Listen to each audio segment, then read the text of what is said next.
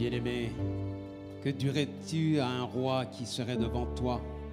Que dirais-tu à quelqu'un qui ne fait que te faire du bien? S'il était devant toi, que lui dirais-tu? À combien plus forte raison, ton Créateur, ton Sauveur, ton Seigneur, ton Bienfaiteur, celui qui fait toutes choses bonnes en son temps, celui qui fait concourir toutes choses pour ton bien. Est-ce que tu peux lui dire quelques mots ce matin? Est-ce que tu peux le célébrer avec tes propres paroles ce matin? Est-ce que tu peux lui dire le bien que tu penses de lui? Est-ce que tu peux lui exprimer ta reconnaissance ce matin? Dis-lui qu'il est Dieu. Dis-lui qu'il n'y en a pas d'autre. Dis-lui qu'il est au-dessus de tout ce que tu peux souhaiter. Dis-lui que c'est lui ton or. Dis-lui que c'est lui ton sauveur. Dis-lui que c'est lui l'objet de ta recherche quotidienne. Dis-lui que c'est le sujet de ton amour. Dis-lui qu'il est ton bien-aimé. Dis-lui. Parle, bien-aimé. Dis-lui quelque chose ce matin avec reconnaissance. Exprime ta reconnaissance pour la grâce, pour la faveur, pour la vie, pour le souffle, pour la libération, pour les bénédictions, pour toutes choses qu'il a préparées à l'avance. Dis-lui merci pour ce que tu ne sais pas, ce que tu sais, ce que tu as déjà saisi, ce que tu n'as pas encore saisi, tes promesses à venir, ton futur, ton présent. Il est là, il s'appelle Emmanuel, il a toutes choses entre ses mains. Et bien-aimé, regarde à ses yeux, regarde à ses lèvres, regarde à sa main comme une servante qui cherche les lèvres, les mains de sa maîtresse. Il est là ce matin, il a quelque chose à te dire, il veut faire quelque chose, il veut étendre sa main. Et bien-aimé, il attend que tu lui parles, il attend que tu lui dises que tu dépends de lui. Parle-lui, dis-lui qu'il est Seigneur, dis-lui qu'il est l'objet de ton amour, dis-lui qu'en dehors de lui, tu n'as pas de paix, tu n'as pas de joie, il n'y a aucune réjouissance en dehors de celui qui t'a créé pour sa gloire. Cherche la communion avec lui ce matin. Bénis son saint nom, le nom que tu as reçu, le nom que nous avons reçu et qui est au-dessus de tous les autres. C'est ce nom-là que nous voulons célébrer de nos lèvres, de nos louanges. Son nom c'est Yeshua, son nom c'est Yeshua. Oui, célèbre-le encore, bien-aimé. Appelle encore sa gloire. Fais descendre sa gloire ce matin par la puissance de son esprit et qu'il te visite ce matin alors que nous allons communier avec lui. Que sa présence soit tangible, que sa présence soit manifeste au milieu de nous. Alléluia. Merci Yeshua. Merci Esprit de Dieu. Merci Esprit du Seigneur. Merci de régner au milieu de nous. Merci de régner dans nos cœurs. Merci. Merci Adonai. Merci. Merci de faire cesser tous les vides. Merci. Merci d'emporter et de chasser tous les ténèbres. Que ta lumière paraisse. Que ta plénitude soit manifeste. Merci. Toi notre bien-aimé. Merci Yeshua.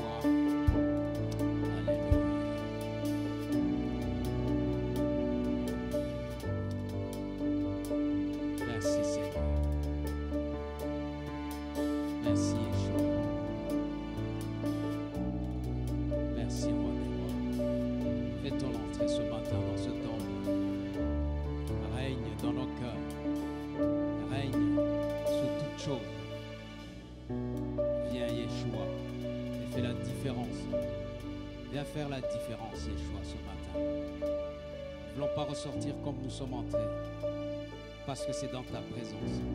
Nous sommes au-delà du parvis. Nous sommes dans ton lieu saint. Nous voulons entrer dans le très saint, là où ta gloire est manifeste. Là où, Seigneur, nous n'avons même pas besoin de parler. Là où ta présence nous suffit. Là où tu règnes dans toute ta gloire. Oh Yeshua, là où tout vit dans ta présence comme le bâton de Aaron. Seigneur, fais fleurir nos vies. Fais fleurir nos vies ce matin. Seigneur, que ce culte puisse porter du fruit dans nos vies. Oh Dieu, fais bourgeonner quelque chose de nouveau. Quelque chose de nouveau. Qu'il y ait une vie nouvelle qui soit manifestée ce matin. Parce que nous sommes là où tu es, Seigneur Yeshua. Et nous allons le contempler quelques minutes dans son saint lieu, dans le silence. Simplement quelques minutes pour reconnaître qu'il est là.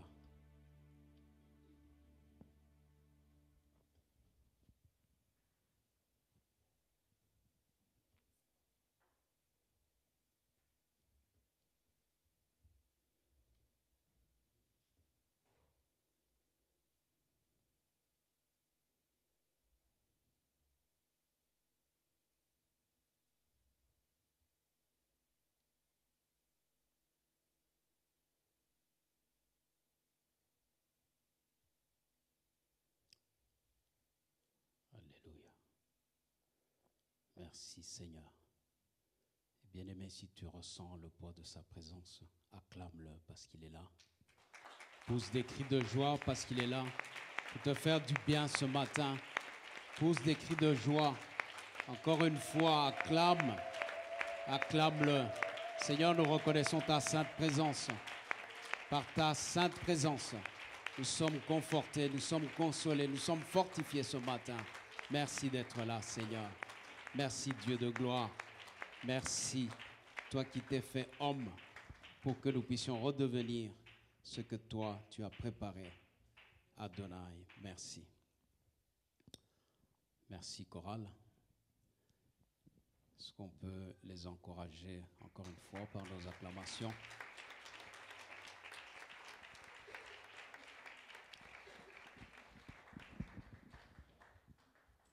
Alléluia.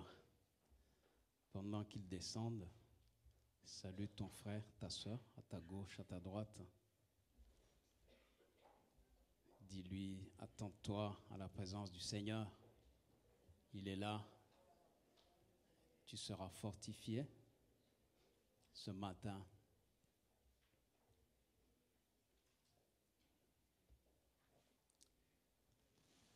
Alléluia. Voilà, nous bénissons le Seigneur encore une fois qui nous fait grâce de nous accorder une journée supplémentaire. C'est parce qu'il a encore à faire avec toi, à faire avec moi.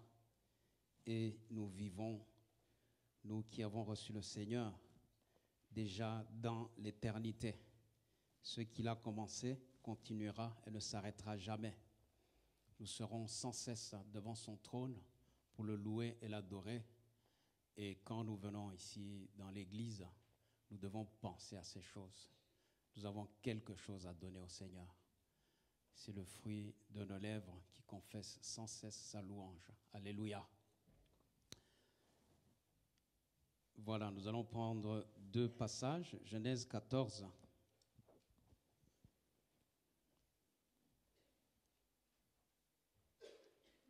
À partir du verset 17 jusqu'à verset 24. Et nous prendrons Apocalypse 18, du verset 10 au verset 13. Genèse 14, verset 17 à 24. Je lis. Après qu'Abraham fut revenu vainqueur de Kédor, Laomer, et des rois qui étaient avec lui, le roi de Sodome sortit à sa rencontre dans la vallée de Chavé, qui est la vallée du roi. Melchisédek, roi de Salem, fit apporter du pain et du vin. Il était sacrificateur du Dieu très haut. Il bénit Abraham et dit, « Béni soit Abraham par le Dieu très haut, maître du ciel et de la terre. Béni soit le Dieu très haut qui a livré tes ennemis entre tes mains. » Et Abraham lui donna la dîme de tout. Le roi de Sodome dit à Abraham, « Donne-moi les personnes et prends pour toi les richesses. » Abraham répondit au roi de Sodome, « Je lève la main vers l'Éternel, le Dieu très haut, maître du ciel et de la terre.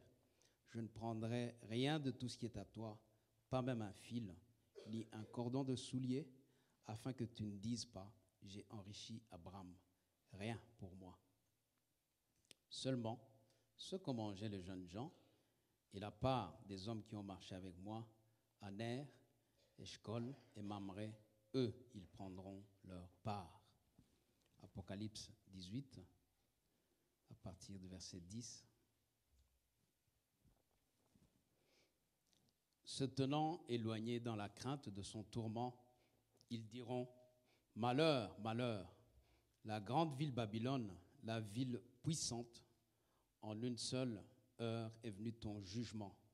Et les marchands de la terre pleurent et sont dans le deuil à cause d'elle, parce que personne n'achète plus leur cargaison d'or, d'argent, de pierres précieuses, de perles, de fin lin, de pourpre, de soie, d'écarlate, de toute espèce de bois de senteur, de toute espèce d'objet d'ivoire, de toute espèce d'objets en bois très précieux, en airain, en fer et en marbre, de cinnamome, d'aromates, de parfums, de myrrhe, d'encens, de vin, d'huile, de fine farine, de blé, de bœufs, de brebis, de chevaux, de chars, de corps et d'âmes d'hommes.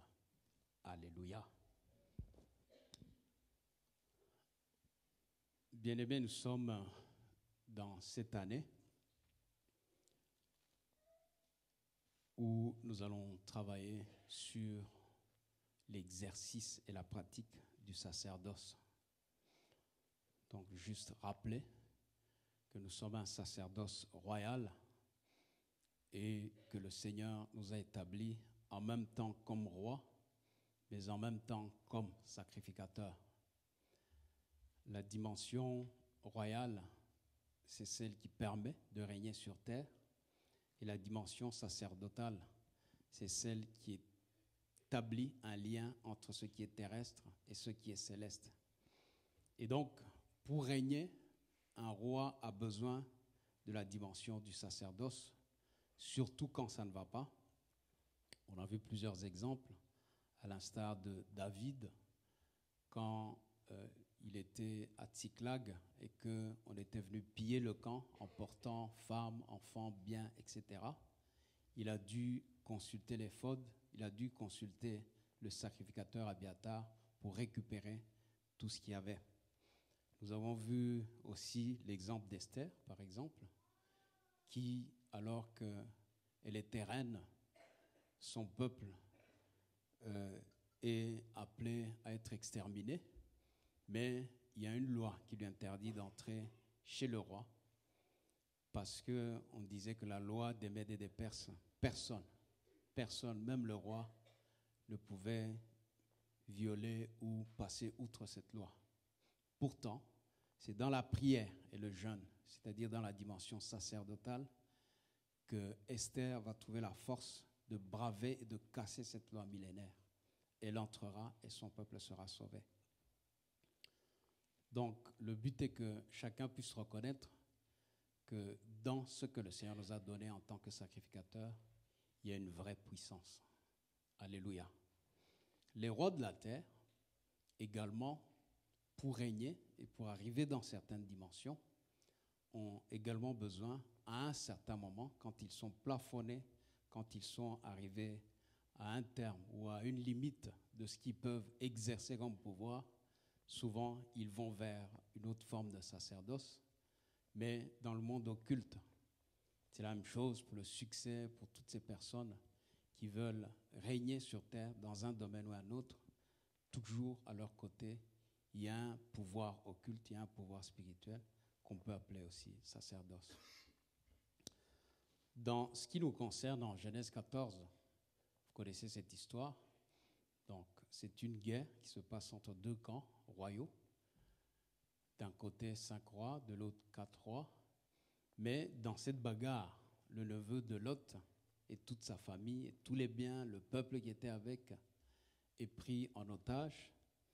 Abraham l'apprend par un messager et Abraham décide de prendre 318 personnes de ses plus braves soldats pour aller libérer son neveu.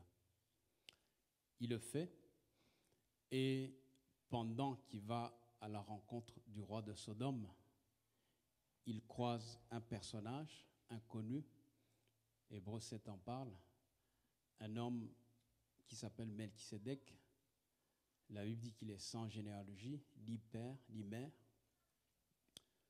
Et là, il arrête, il lui donne le pain et le vin. Et il y a toute tout de suite après la rencontre d'Abraham avec le roi de Sodome, et il y a un étrange marchandage qui se fait. Le roi de Sodome est dans le camp de ceux que Abraham a aidés. Ce n'était pas le but d'aider le roi de Sodome, mais comme Lot habitait à Sodome, donc c'est toute cette partie ou ce royaume qui avait été vaincu par l'autre camp des rois. Et ce marchandage, c'est celui-ci. Le roi de Sodome lui propose de lui donner de l'argent et qu'en retour, Abraham lui laisse les personnes. Alléluia. Vous savez, bien-aimés, dans ce monde, tous les rois de la terre ont un objectif ou pour régner ont besoin de deux choses. Ils ont besoin de gens sur qui régner et ils ont besoin des moyens pour régner sur les gens. Alléluia. Et lorsqu'ils ne peuvent pas régner sur une personne, lorsqu'ils ne peuvent pas influencer une personne, qu'est-ce qu'ils feront? Ils feront tout pour vous acheter quelque part. Alléluia.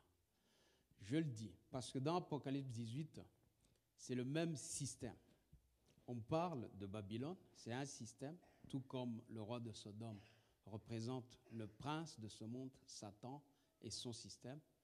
Ainsi, Babylone, qui est l'image également de ce monde, mais aussi avec une autre dimension, parce qu'on parle de la grande Babylone, il y en a qui l'assimilent à la puissance religieuse qui s'est introduite dans la vraie spiritualité pour mieux contrôler les enfants de Dieu. On voit dans Apocalypse 18 que Babylone est jugée par le Seigneur. Mais on voit que Babylone fait exactement aussi le même commerce que Sodome. Non seulement les biens, on parle de toutes sortes de biens, des parfums, des encens, des fins lins. Je ne sais pas si c'est à la rue du Brabant qui régnait, mais il y a tout. Mais on ajoute une chose, c'est qu'il y a un commerce d'âmes. Il y a un marchandage d'âmes. Ça veut dire que Babylone, ce n'est pas seulement les richesses qui l'intéressaient, mais il y a aussi les âmes. Pourquoi est-ce que je dis cela, bien-aimé? Je voudrais qu'on puisse se rendre compte que l'enjeu le plus grand dans le monde spirituel, ce ne sont pas les richesses matérielles, ce sont nos âmes. Le combat entre la lumière et les ténèbres, le combat entre le royaume de Dieu et le royaume de Satan a un objet principal, c'est ton âme, c'est mon âme, c'est l'âme des personnes que Dieu a créées. L'ennemi est prêt à tout sacrifier, est prêt à tout donner. Les biens les plus précieux, les richesses les plus exorbitantes, pourvu qu'il puisse récupérer une âme quelque part. Combien de gens eux-mêmes n'ont pas déclaré, des grands chanteurs qui sont partis? Vous allez voir sur le net et vous verrez qu'ils disent de leur bouche qu'ils ont vendu leur âme au diable. Pourquoi? Pour des richesses matérielles. Sans savoir qu'il n'y a pas de bien plus précieux qu'un homme puisse posséder et qui fait l'objet de l'intérêt de Dieu, sinon ton âme. Bien-aimés, même ce que nous offrons, même ce que nous pouvons donner à Dieu matériellement, au fait, ce n'est pas ce qui l'intéresse. C'est d'abord ton âme. Parce que la Bible dit que le monde, la terre et tout ce qu'elle contient appartient à Dieu. L'or et l'argent appartiennent à Dieu.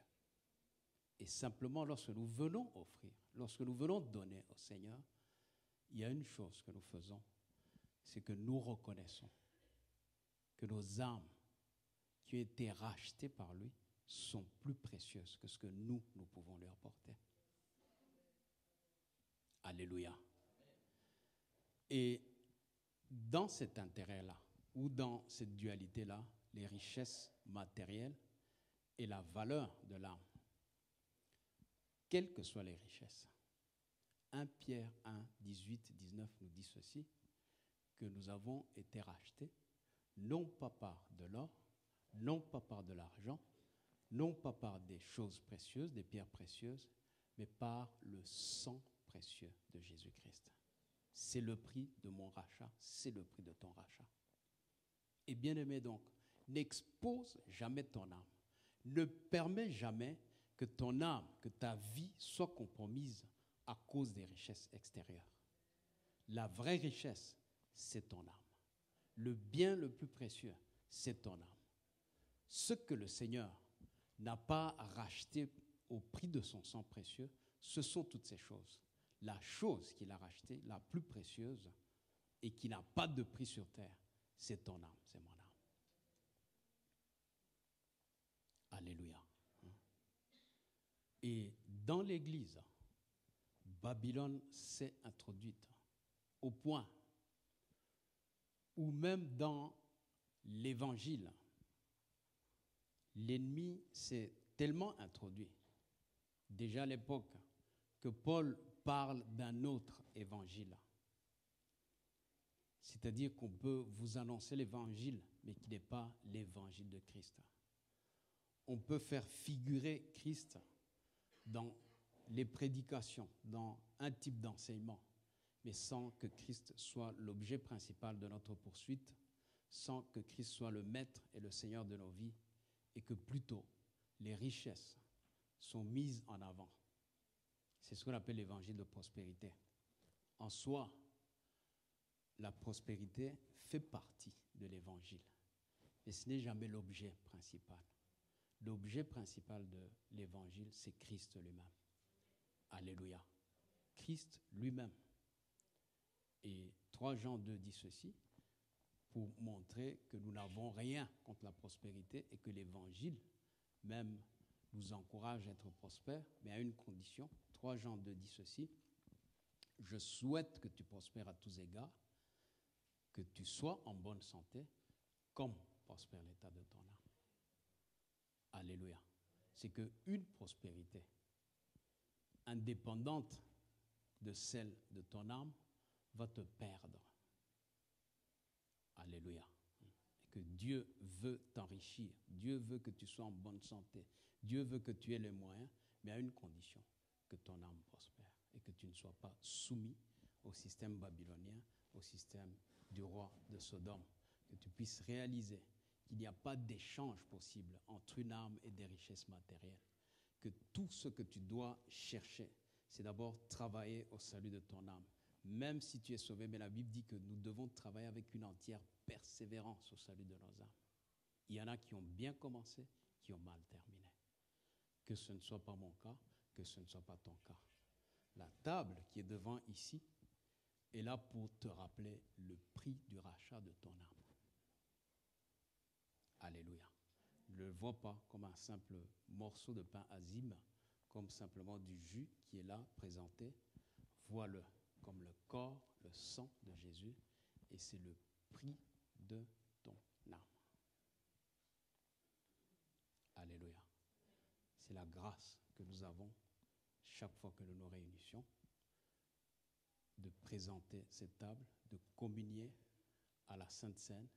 C'est pour nous rappeler sans cesse que nous ne puissions pas nous égarer, que c'est bien de poursuivre ce qui est extérieur, mais ce qui est intérieur est beaucoup plus important.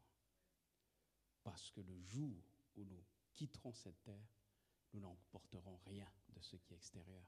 C'est notre intérieur qui ira devant son Créateur. Que le Seigneur bénisse cette table. Nous allons prier et tu vas la prendre avec reconnaissance en mesurant le prix de ton âme. Tu vas participer à cette communion en reconnaissant que peut-être tu t'es égaré, que même quand tu viens à l'église, tu poursuis autre chose que le Seigneur. Simplement repens-toi, reprends-toi et fais de Jésus-Christ la priorité de ta vie. Seigneur, nous bénissons ton saint nom ce matin. Nous croyons dans la grâce qui nous est offerte à chaque fois que tu nous donnes de participer à ta table. Merci. Merci réellement de permettre que nos yeux s'ouvrent, que l'intelligence spirituelle s'ouvre, que nous puissions apprécier ton œuvre à la croix et que nous puissions en même temps, Seigneur oh Dieu, communier, marcher avec ton esprit dans la puissance de l'évangile de la croix. Merci de bénir ces éléments avec action de grâce. Amen. Voilà, le service va passer. Vous qui avez donné votre vie au Seigneur, qui l'avez reconnu comme Sauveur et Seigneur, qui êtes baptisé selon la parole de Dieu, levez-vous et que vous puissiez jouir de toutes les grâces et les faveurs que Dieu nous accorde ce matin au travers de sa table.